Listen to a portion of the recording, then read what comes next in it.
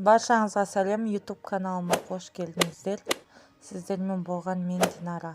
Бүгін манты жасаймыз. Сіздерге егер ұнап жатса, лайк басып, комментарий жазып қойыңыздар.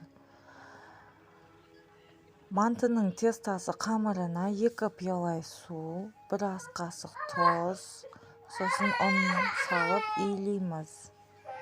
Қамырымызды қатты қылмаймыз, жұмсақ қылмаймыз, орташа қылып илеп аламыз. Қамырымызды көп илесек, біздің қамырымыз жақсы жайылып шығады, бір тегіс болып жайылып шығады. Қамырды илеп болғаннан кейін бір 20 минут пакетикке салып, немесе бетін жауып қоямыз. Сол кезде июі қанып тұрады қамырымыздың. Осы уақытта біз начинкасын дайындаймыз. Начинкасына пиязымызды майдалап турап аламыз.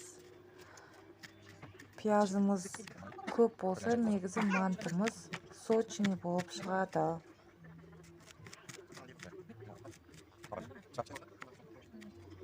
Және де тартылған фарш, яғни тартылған ет, фаршымызды қосып, оған пияз қосамыз.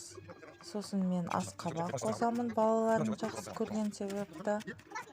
Картошка қосамын, бәрін майдалап турап аламын.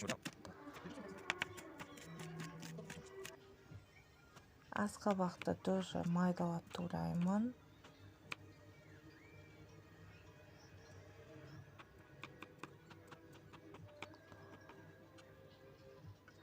Сіздерге де егер асқабақ ұнайтын болса, асқабақ қосып жасап көріңіздер.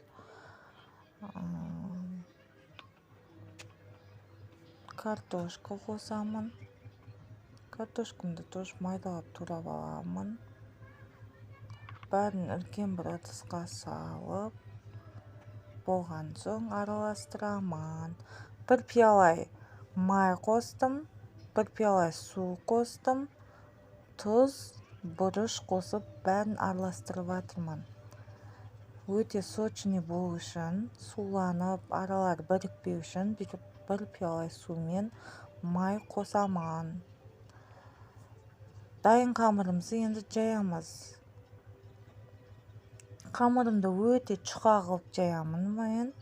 Мен қамырымды 2 бөлікке бөліп алдым. Егер сіздер үлкен қылмай кішігірім қылып жаям десеңіздер, 3 бөлікке бөліп алыңыздар.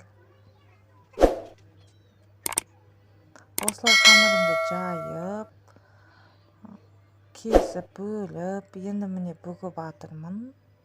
Егер сіздерге ұнаса, комментарий жазып кетіңіздер. Лайк басыңыздар. Өте дәмді, сочный манты.